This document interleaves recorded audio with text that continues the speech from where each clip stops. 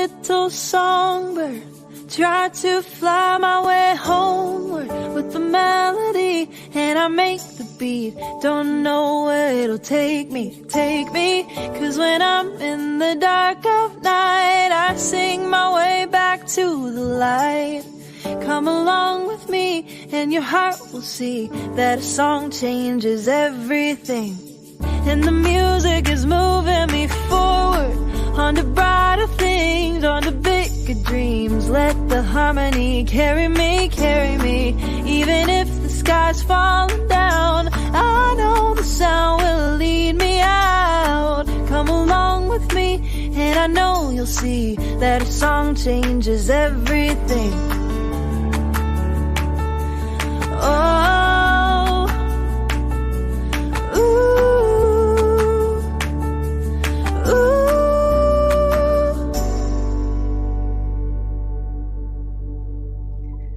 Good morning. Welcome to Arts for the Health of It. I'm just a little song. Oops. Yep, let's keep going. I'm Catherine Particini. Yes, she is Catherine Particini, and I am Andrea Vocab Sanderson, and welcome to Art for the Health of It. Or something. Yes. Something more melodic than that. Well, you're a vibrant woman. As are you. I wanted to share my birthday cake with you that I had last week. Oh yes, come on, bring it. I wish I really had a slice of it, but we'll take a picture for now. We have a picture somewhere. Let's see. It's colorful. Maybe. It's beautiful. It's decadent. It's rich. Maybe we don't. Okay, well, it was chocolate. There it is. Hey, look at that chocolate cake with those sprinkles. It was 2 layers and it was delicious, and we somehow still have some in the fridge. We probably need to get rid of that. Yes, or you could save it for next year. You could put it in the freezer and next year have an anniversary of this year. That's what my mom would do. She freezes everything. Repurpose it.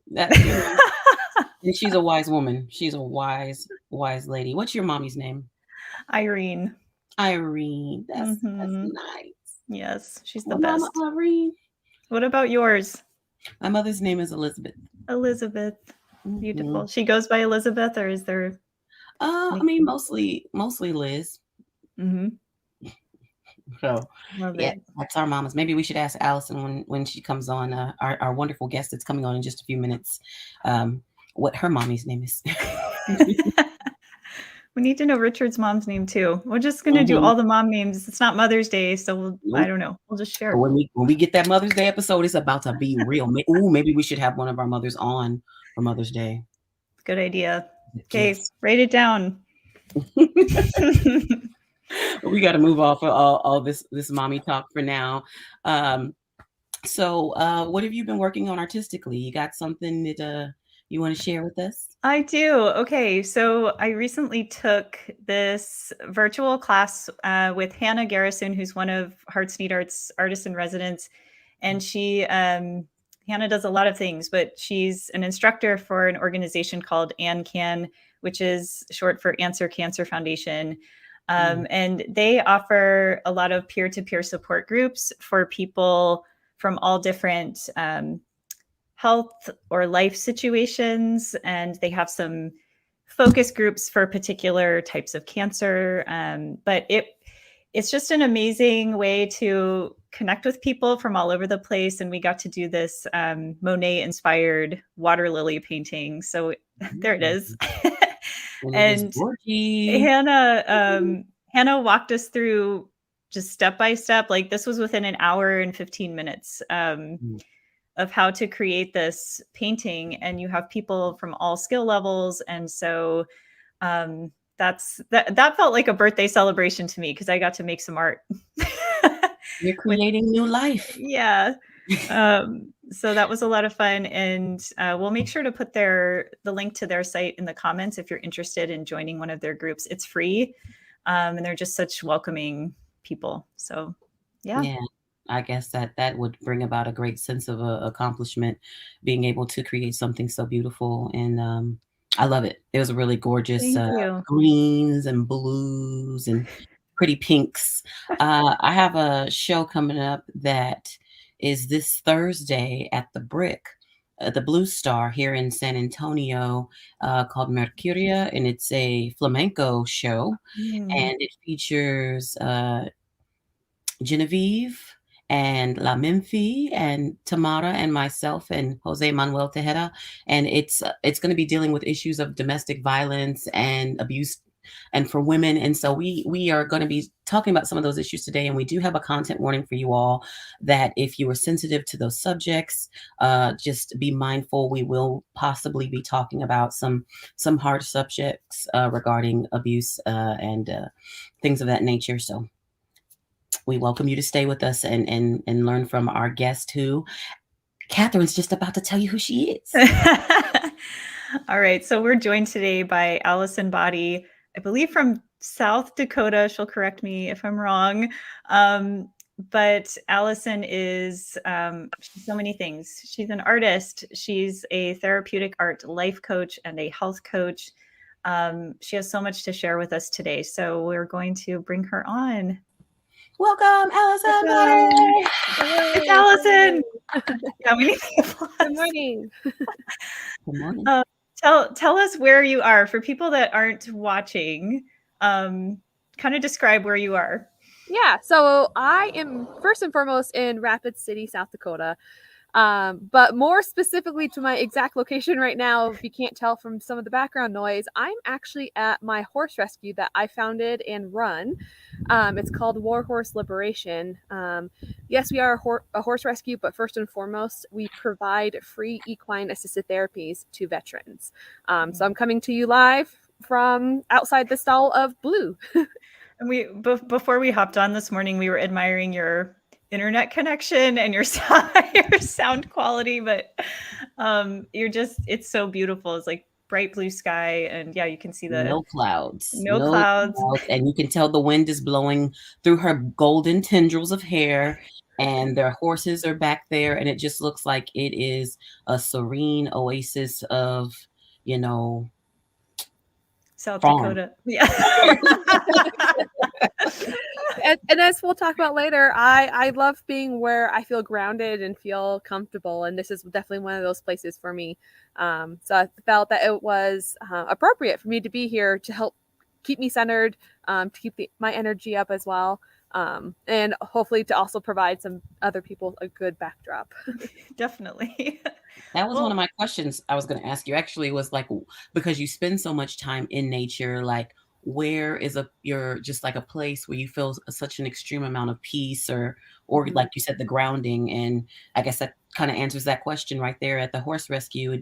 The horse rescue is definitely one of them, but my favorite places is to be up in the hills, up in the mountains. And here we have the Black Hills. So they're really old mountains, so they're not as big as Montana or Colorado by any means, but there's something just about being lost, kind of, or quote unquote lost in the woods, and just kind of not having a soul around other than like maybe like your loved one. So yeah, being out in the hills is one of my go-to grounding places. I want to back up a little bit, and if you could tell our listeners a little bit about your story and how you came to where you are. Yeah, I would love to. So I am a domestic abuse survivor. So I was married to somebody that just did not treat me right. And actually it led to my death in April of 2017. I was dead for 33 seconds.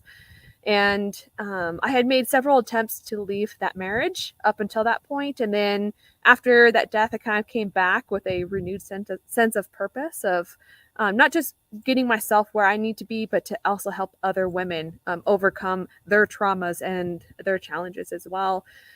So for me, it took a couple of years to really get myself centered, get myself feeling confident again, to feel like I was worthy, to feel like I had a purpose in this life.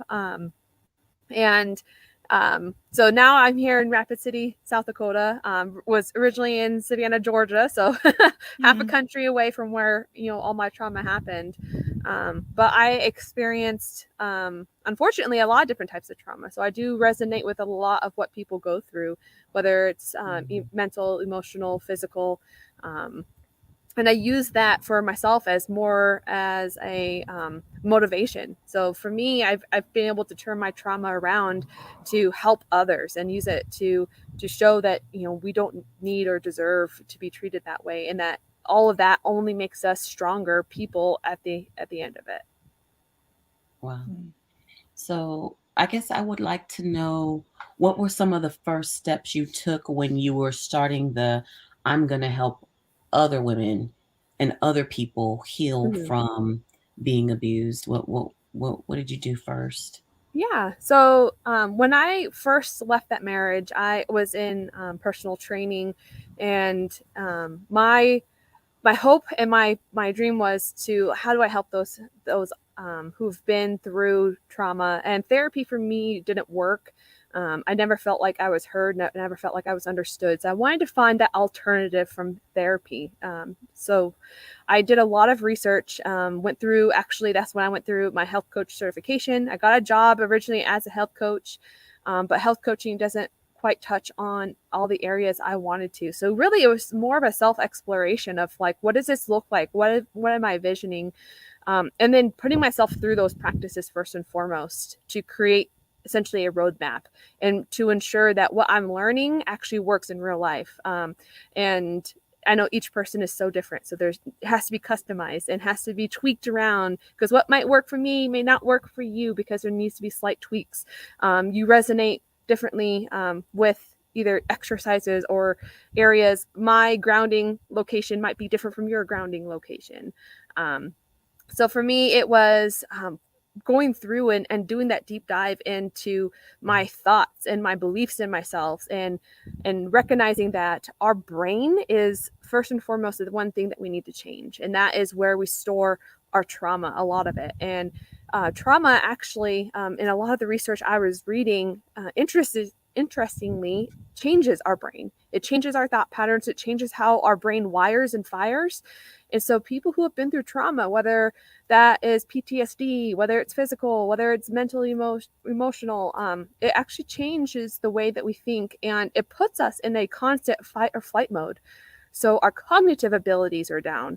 We're more prone to be stressed out, and so therefore it's harder for us to kind of see the light at the end of the tunnel, because that's just how our brain is wired. And so I went through this really in-depth and uncomfortable journey to work to rewire my brain, to change my beliefs in myself, to change my mindset. And that's honestly one of the toughest parts when we're going through this, is our brain is so powerful, and what we visualize and what we constantly think will be. So if you're telling yourself that you're not good enough, unfortunately, that is going to be the outcome. And so you have to change that thought process of, you are good enough, you can achieve this, and then putting that into practice. And so I went through that.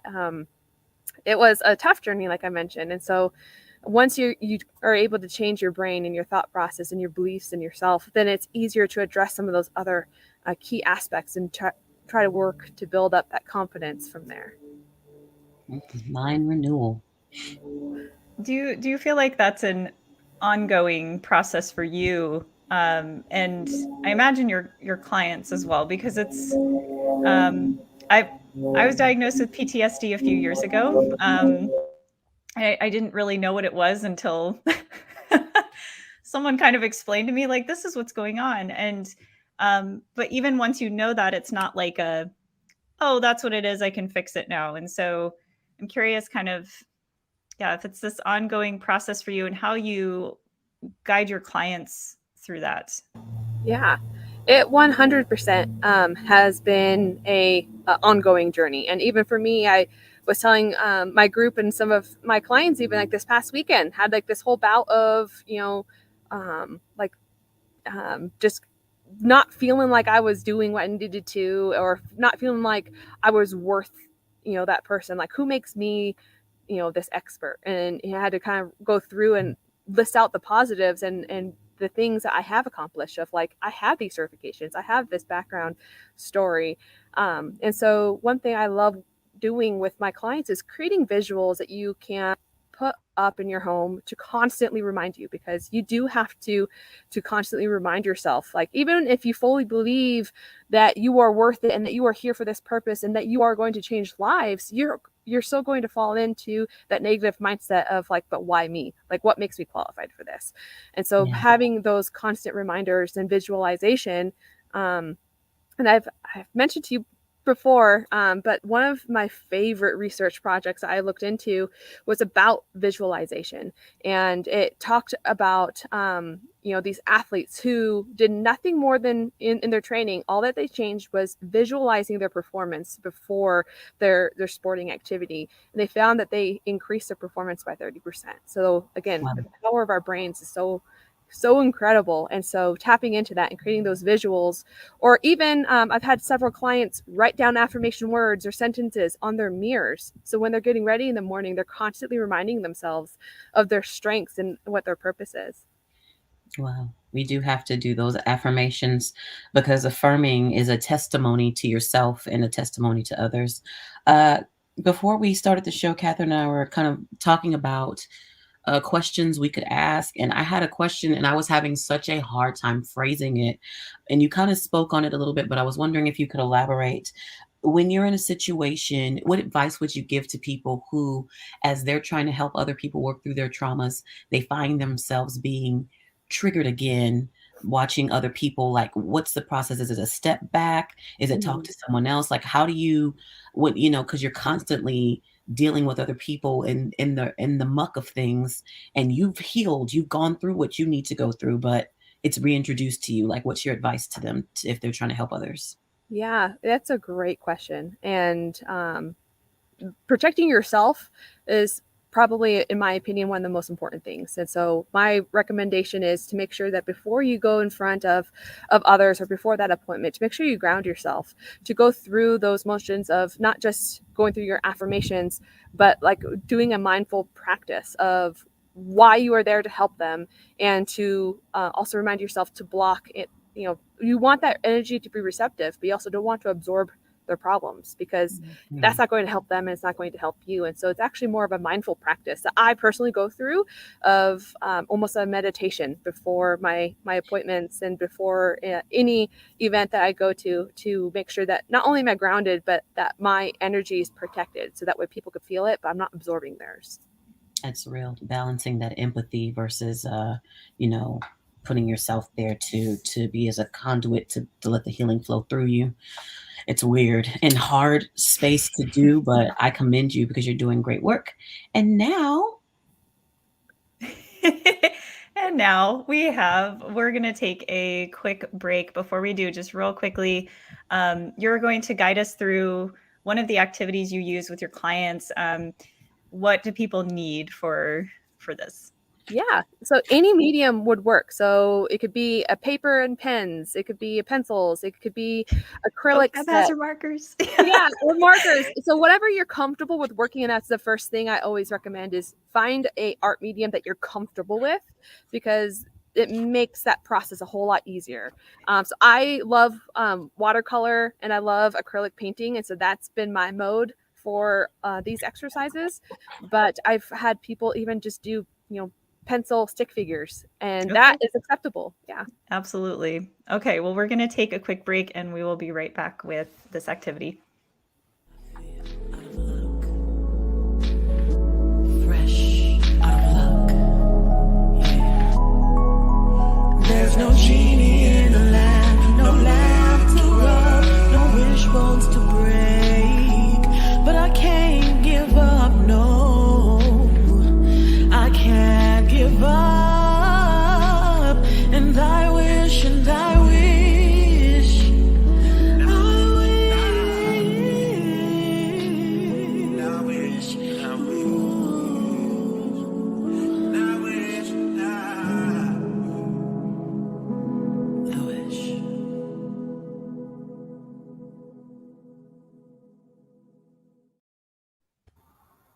And we're back. And that was vocab. We didn't introduce the song. I'm so sorry. Nope, we Beautiful. didn't. It's called I Wish, and it's featuring Nick Blevins, and it's a good song. And we recorded the video at Luminaria. But back to Allison Body, who's gonna lead this workshop, this little exercise. Yeah, that's the best I can do. I I'm love sorry. your energy. You just it helps so much. It's the best. Thanks. All right. So I think we have the PDF. We'll make sure that people have access to. I don't know if we're showing it on screen, but go ahead and start to walk us through what this activity is. Yeah, so this activity is the keyhole exercise. And I love this because it could represent so many different things, of one, where you're at, maybe what it's blocking you. It could be physically, emotionally, and then also, taking that view into the keyhole of where you want to be. And so this exercise is a visual, and it's something that I've done for actually almost 100 people now. And it's one of my favorite exercises because it's such a great visual to have as a reminder for yourself of where you're going, and to keep your eyes on the prize and to keep your focus. So when you're having a tough day, you could look at that and just remind yourself of what you're working towards. So the keyhole exercise, long story short, is essentially a keyhole. So it takes up most of the page, and which I have that one, I'm sorry, a little lighter so that way you can actually see your artwork. But the keyhole is looking into what you're wanting in your life. So whether that's a physical place you're wanting to go to, whether that's a emotional recovery you're trying to go through, like whatever that looks like what do you want your future to be? Again, it could be physical, mental, emotional. It could be a job. So you're looking into what you want, and then the door itself is what you feel is that barrier in getting to that end game. And so it could be, again, a physical place. It could be maybe a emotion that you feel that is blocking you from getting there. And whatever that emotion may look to you on paper, I've had people just do black scribbles because they feel like their emotions are so chaotic. Right. And that worked for them, and it helped to remind them of like what they're working through. And again, it could be a physical place. Maybe you're in a physical place that you don't love, and you want to go somewhere that you feel more grounded in, or you feel more at ease in. And that's why I love this exercise, because it looks so different for everybody. Do you usually have clients journal a little bit first before they do this, or they just dive in and start drawing? A mixture of both. So I leave it up to them, but I do have a few prompts, like as we're going through it, similar to how I just kind of described it. Is, think about what that barrier is. Maybe come down with a few key words or places of what you're feeling. So that way they have an idea of what they're drawing, at least for the barrier. And then for inside of the keyhole, where are they wanting to be in a year or 2 years? What does that look like? What does that emotion look like? Is it a place, or is it a new job, a new situation? And a lot of times I've had people not even do a full picture. It's just things that they were, wanting for the future, which was like their own apartment and a better job. And so they actually represented that in a way for them that spoke to them. And so being able to, first and foremost, create the piece that works for you. There is no one right answer, and perfection is one word I want to throw out the door, because that does not belong here. It's all about what works for you and all about what speaks to you. So if they're participating inside the keyhole goals, the future goals, the wants, the desires, the best case scenario for what you're trying to attain. And then outside of that keyhole is the things that are blocking you and stopping you from attaining that, or just you feel like it's a barrier that you have to push past in order to get to that space. Yeah. And I actually brought an example with me today to kind of show you what my personal keyhole looked like about a year and a half, almost 2 years ago. So let me take a step back so you can see this. So this is my personal keyhole. Oh my gosh. When I painted this, I was actually living in Chicago with my partner, who was doing his master's. I am not a city person. And it was at the height of COVID. My car had gotten stolen, my bike was stolen, and it was just a very chaotic time. And so my only hope when I lived in Chicago was to get out of Chicago. So for me, my barrier was the brick jungle. Being in the city, I hated it. And so like when I see the brick, it just almost brings up like that feeling of like how much I did not enjoy being in the city. I'm definitely a rural girl. Like I live and belong in the mountains. That's who I am. And so that's why in my keyhole, I put the mountain where I feel at peace, where I go to be grounded. Like, where's my escape from the feelings I'm having, which is, anxiety and claustrophobia and a little bit of uncertainty. Like, that was what these bricks represented to me being in the city. And the mountain and the lakes and the trees is the place that I felt most grounded, most at peace. And that was what I was working towards. And Chicago was never a permanent location for us, but it was a reminder for me of like, this is where I'm going. I'm not going to stay here in the city. I'm not going to stay in this feeling of uncertainty. I am going to eventually get back out into the woods, into the mountains where my heart is calling for. And so that's just a one example of, what the keyhole may look like. And so, maybe, it's really just the location, and that location is causing these feelings and emotions. And that's what this was for me. I think what's interesting too about this activity is it reminds me a little bit of doing a vision board. But I think what's different about this is that vision boards are fun and great, but you're not always necessarily also visually depicting what you feel like is holding you back. It's very future focused. Like, I want this and this, I want to bring more peace, all these things, but it's kind of floating out in space. And like, it's important, I think, as you were saying, for our brain to acknowledge, like, this is what's in front of me right now, getting in the way of that. So I think that's part of what makes it really powerful.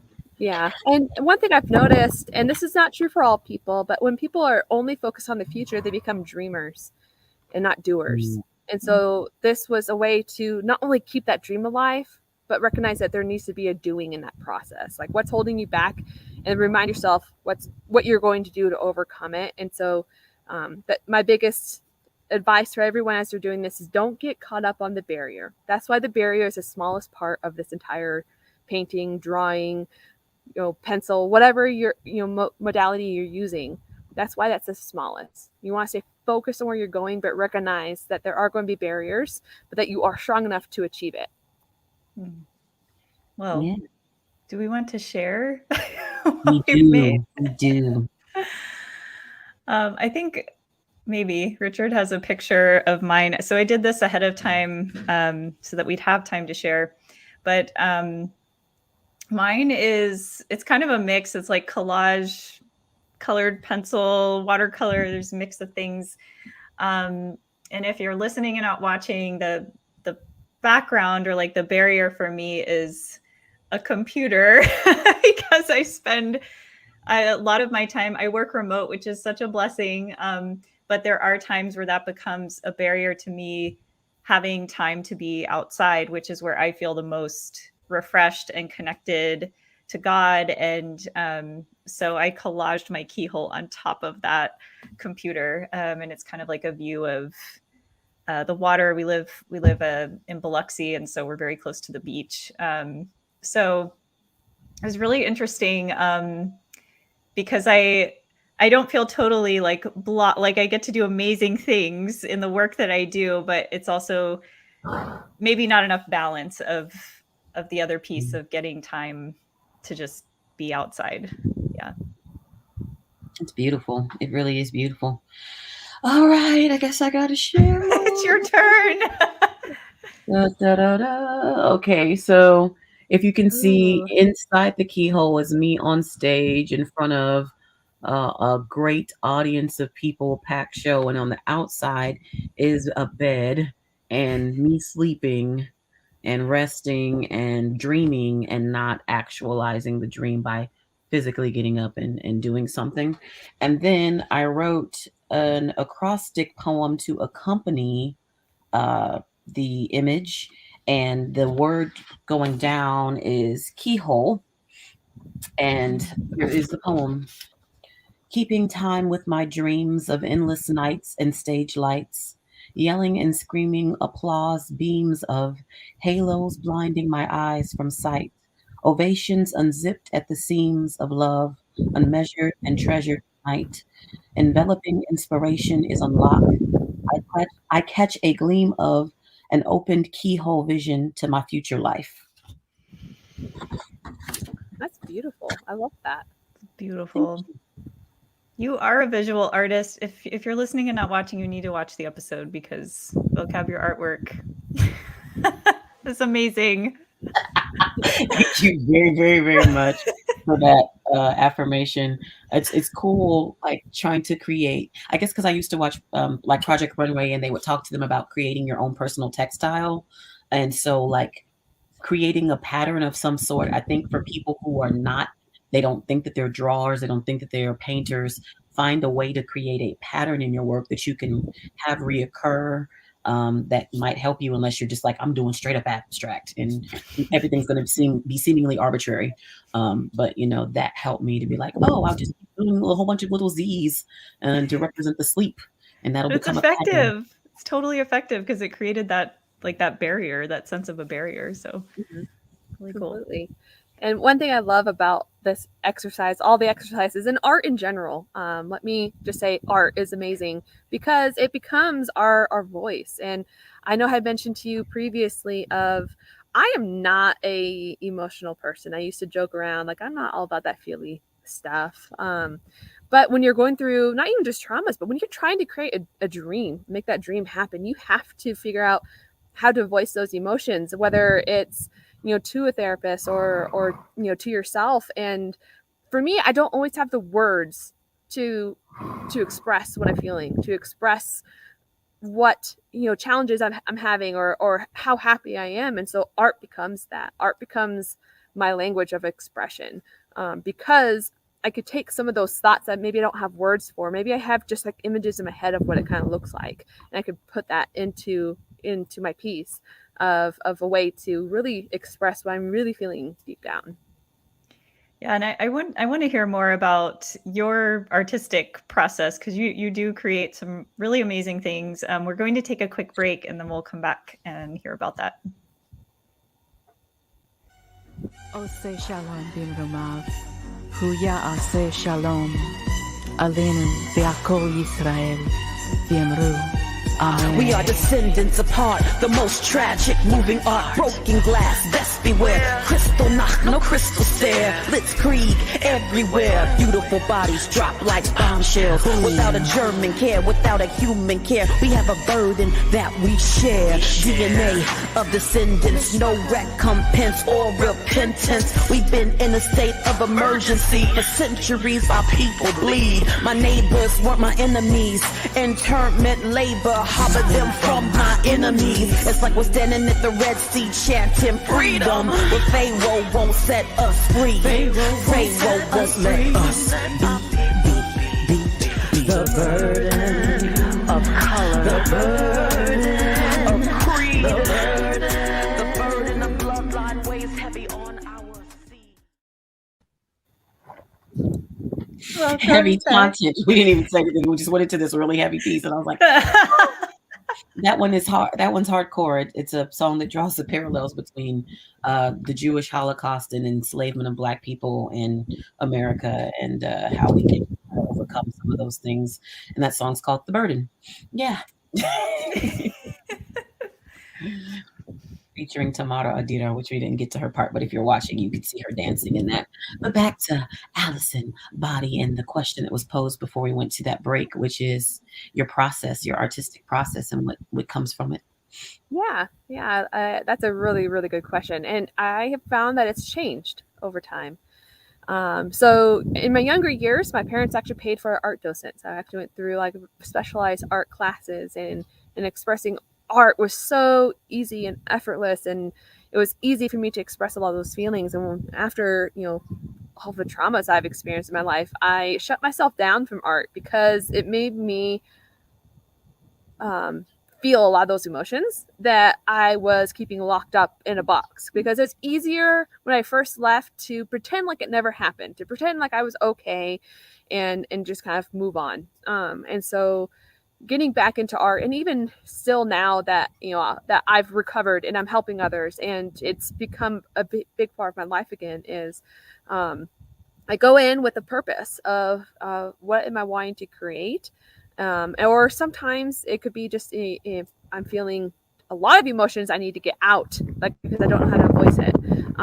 But a prime example, kind of just regularly when I'm out there creating pieces just for myself, is I first think about, okay, what am I feeling now? Like what emotions are in there that could potentially help somebody else, because every piece that I create comes back to our emotions, and I want to be a therapeutic art piece for somebody else where they look at that and like, I resonate with that because of the feeling that I had to overcome. And one of my favorite pieces is Phoenix Rising, which was a acrylic art pour. And so before I started that is, again, what emotions am I feeling? What am I trying to represent in this piece? And then I assigned colors to those emotions and utilized them within my art piece, and was able to create something that to me spoke of Phoenix rising from the ashes. So my world had fallen apart. The background is black. I felt like my life was nothing but ashes, but that I'm rising from that. And sometimes from the ashes is the most beautiful things. How many forests have we seen that after complete obliteration, it comes back even stronger because of the ashes. Ashes are actually nutrients. It's nitrogen, and we need that to live. And so that's one thing that I love doing, is just recognizing where I'm at, even if I'm angry. Sometimes those angry pieces, have a purpose, but being able to put that purpose into the piece. And then once I create it, reflecting with where I'm at now. And I know I joked around before, I'm not very much a feely person. I'm not all about emotions. But when it comes to the, art, it's such a great way to really express all those things that you don't want to tell other people, all those things you don't want other people to know, but then it just comes out into this piece, and they may not recognize what that means to you. They may see themselves in that, and that's what I love about it. But yeah, so my process is recognizing just where I'm at and creating a piece for where I'm in that moment. It reminds me so much of so our founder Stanzi, who founded Hearts Need Art. She shares this story about when she was going through cancer treatment.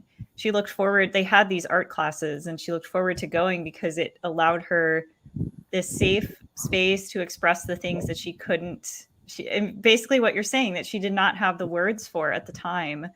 And so it's just it's amazing how that shows up a lot with just humans in general, if we allow it to.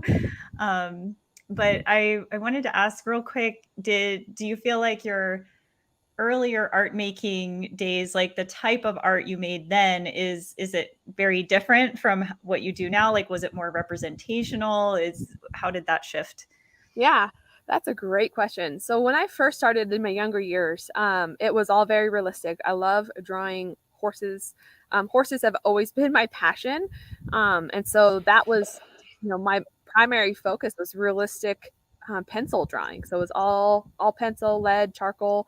And that was where I thrived. And I find that now it's more abstract because I have so many different emotions, and it's harder to put a realism to a lot of what I'm feeling, and that sometimes that abstractness kind of reflects where maybe I'm at, or maybe what I'm feeling. Or there's been times where in talking with others, like I might be inspired by what they told me. So now I do a mixture of all of it, where I love the abstract from like the acrylic pours and just letting life happen to it and seeing what comes of it sometimes it's almost therapeutic, of like letting it go, picking this emotion in this color and you're letting it go and seeing what life does with it. But then I do still love doing more realistic. Sometimes it really depends on my mood. One thing I love doing is puppy portraits for people, and I should say pet portraits, because I've done more than just dogs, but I do it in rainbow colors. So whether that dog's passed or still with, I love vibrancy. And one thing I noticed is when I first went through trauma, everything was not vibrant. It was just kind of black because that's where, I was at emotionally, and that's perfectly okay. But now I want color in my life. And so I've noticed I've used a lot of like those rainbow tones with some of the things that I'm doing. Yeah, there's such a freedom that comes with color, and just allowing your mood and where you are aesthetically to just dictate a little bit more what you're creating, and that process, and how it opens us up. And what I found is that in different parts of my life, different colors represent different things. So what yellow used to represent to me is not necessarily what it represents to me today. What green used to represent to me has changed. Do you find that colors and the meanings for them change, and even the symbolism in your work? Do you feel like the symbolism has evolved? 100%. And so you had mentioned my workbook at the very beginning, and that's one thing I Yes. actually go through an exercise with all of my clients, is to have them define what each color means to them, to have them go through and the symbolism. So what does a tree mean for you? So if you put a tree into your piece, what does that represent? What does a flower represent? And so there's all these different things that I have them go through to figure out what it represents to them, so that way that piece speaks to them. And then at the end, we kind of reconvene and go back and see if those definitions still hold true, and found that a lot of it has evolved, and I don't want to say improved, but just has evolved as they go through and they work on their emotions and they let go of some of that hurt and fear, that a lot of that meaning does change for them. The design for your workbook, I think we have a picture of it. It's rainbow. It's beautiful. We'll see if it comes up on screen. But do you want to talk a little about this workbook and also your coaching sessions? Yeah. So this workbook is a blend of everything. So this was my way of creating something that can be in self-help for others. And it's called The Art to Your Dream Life. And it utilizes all of the art therapy, or not all, but some of the art therapy exercises that I use in my coaching sessions. And it helps you not only go through what behavior change is, what that looks like, what setting SMART goals means and looks like, but it also goes through changing some of those negative beliefs, like what some of those exercises may be, creating art pieces that speak to you, your affirmation art, and also stress relief with like mandalas.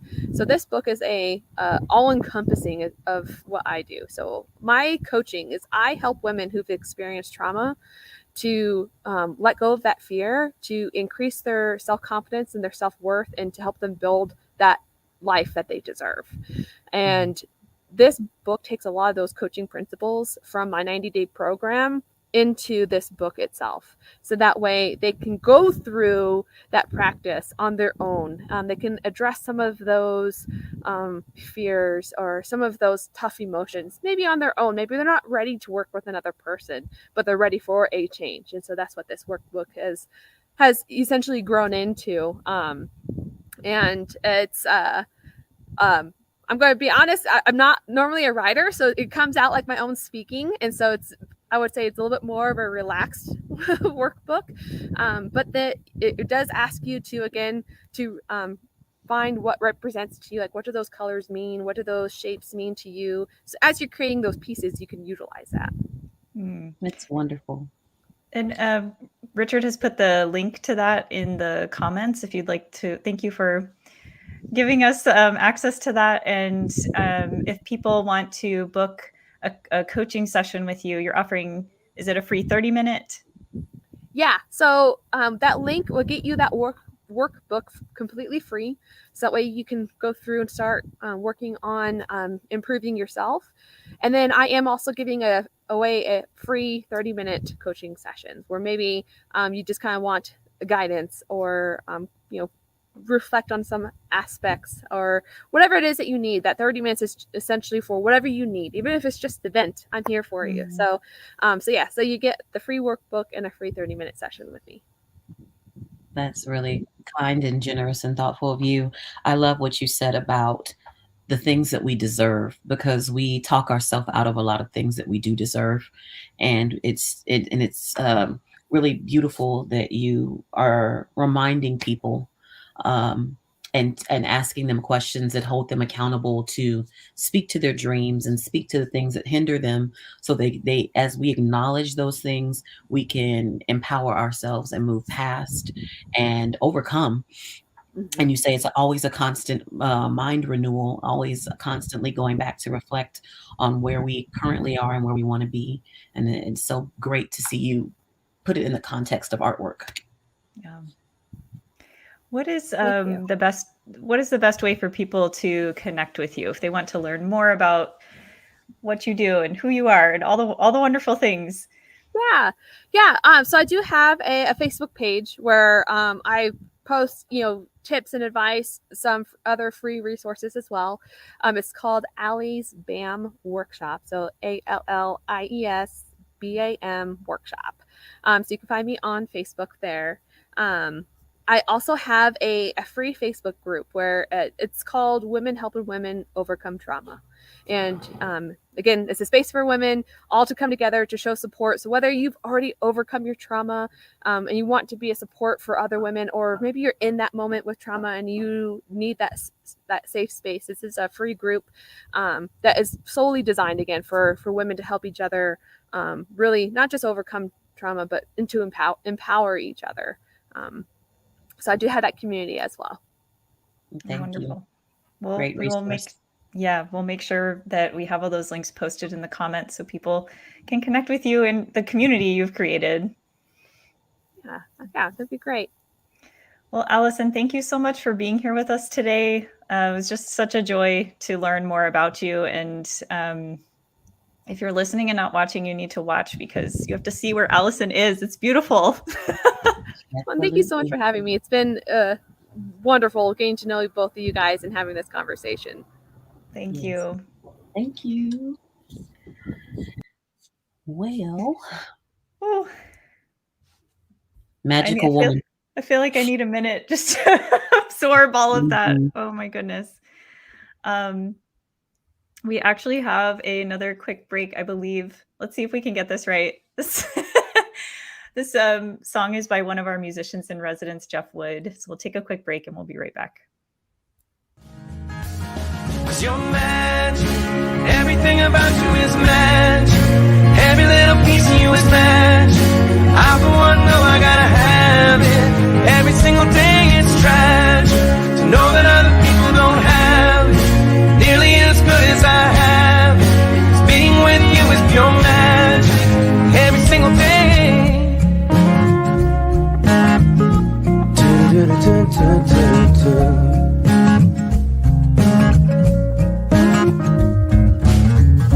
Keeping up with you never ends.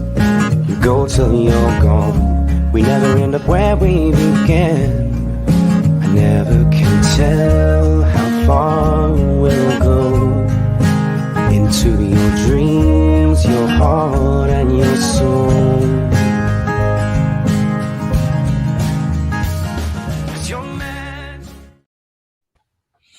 That's awesome. I called her Magic, and then I had no idea that was going to be the name of the song that came on, but Allison was really a magical person, and it's great that she's helping people to create some magic in their heart and in their life. And I think I really needed that Keyhole exercise today.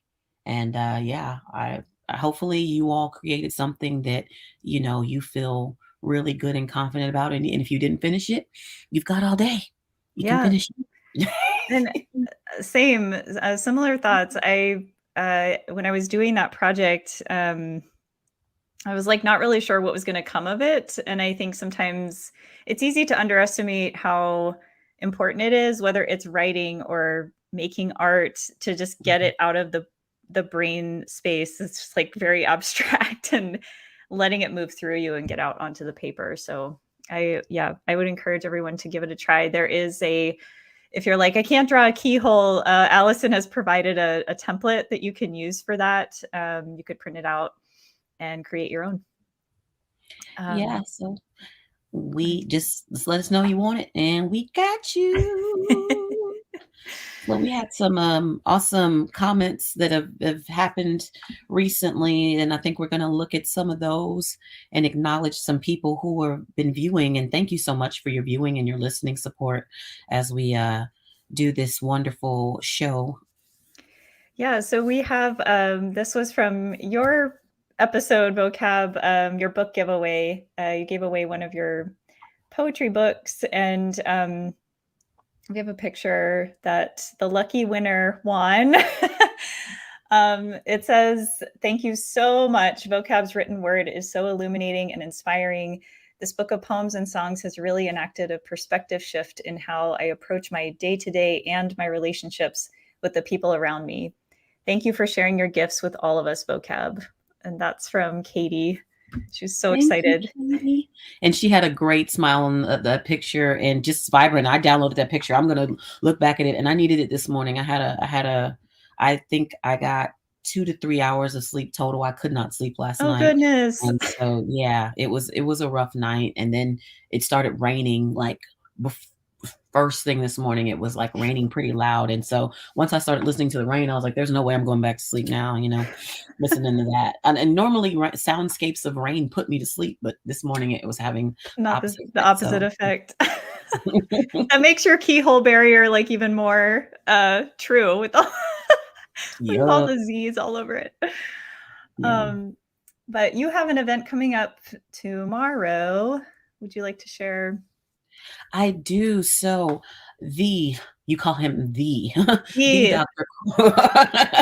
Dr. Cornell West will be at McAllister Auditorium at San Antonio College for the Alamo College District for the Day of Racial Healing.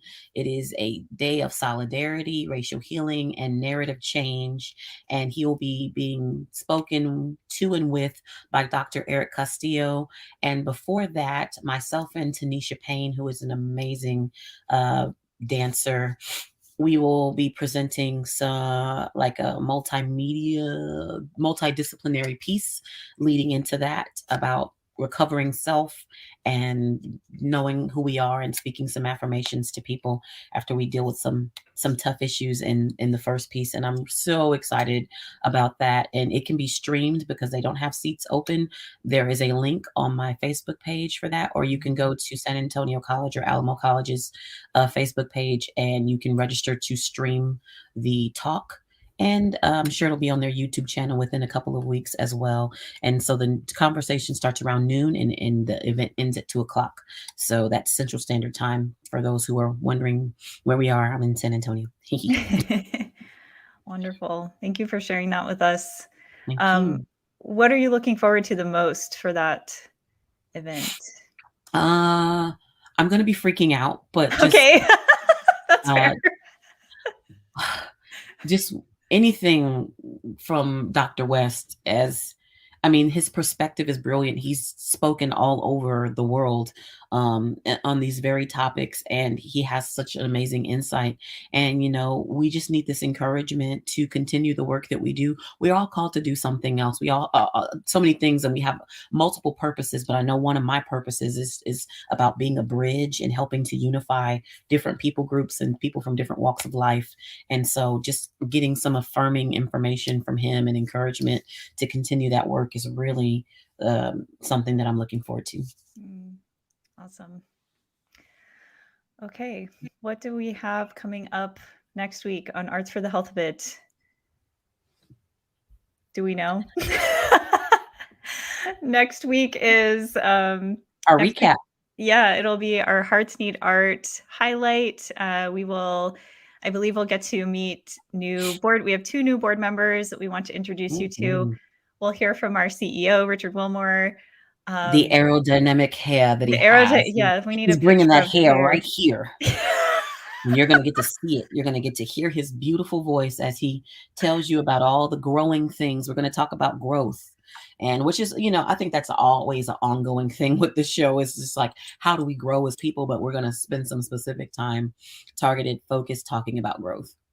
Yes. And I think we'll have some writing and art to go with next week's episode. So make sure you have, even if it's just a notebook and a pencil handy, that's really all you need. If you want to add colors, bring markers, crayons, things like that. But yeah, bring some supplies with you so you can participate. Let's see, what else we got going on? You'll also hear from some of our Hearts Need Art artists and some of the experiences they've been having with patients in the healthcare communities that we serve. And we always want to just be able to transport everyone into those patient interactions so they can witness what happens in those moments. And so our hope is that by sharing artist reflections, we can kind of give you a glimpse into what that experience is like, from a patient that is like, I'm not an artist, I'm not a writer, I can't do this, to actually creating something with someone from our team. So we're excited to share that as well. I'm telling you, it brings so much fulfillment to you when you create something new, when you open the door to your creativity and allow yourself that permission to just dwell in that space for a little bit, because we're blocking it up with adulting a lot of times and responsibilities, the stress of our life and the things that kind of come in that loom over us. But we can start to strip some of those things away by adding the color and adding the narrative, and voicing it, whether it be singing or drawing, painting. Even if you're just like, I'd rather do something else. Okay, do dance, cook, the culinary arts, the physical kinesthetics of just getting active, whatever you feel like you want to do to express yourself. We are here to encourage you as you do those things. And, I'm going to segue into what we're going to do to close up the show, which is in a few minutes, right as we're going to go into the wrap up. You'll see one more song from me, which is the Nouveau, which is about being art in motion. And we need to consider ourselves all art in motion. The video features Tanisha Payne and a good friend of mine named Carlton. And it's just, the whole video is about just valuing art in your life. All right. Make sure you like or subscribe or follow us wherever you are listening or watching Arts for the Health of It. Until next week, keep creating, everyone. See you next time. Subscribe. Thank you for listening to Arts for the Health of It. This episode is produced by Hearts Need Art, creative support for patients and caregivers. You can support the show and help others learn about the healing power of the arts by visiting heartsneedart.org. The views expressed on this podcast do not necessarily reflect the views of Hearts Need Art, their staff, board members, or other affiliates. All content is created for informational purposes only. This podcast is not intended to be a substitute for professional medical advice or to diagnose and treat any health condition. Always seek the advice of your physician or other qualified health professional with any questions you may have regarding a medical condition. Never disregard professional medical advice or delay in seeking because of something you've heard on this podcast.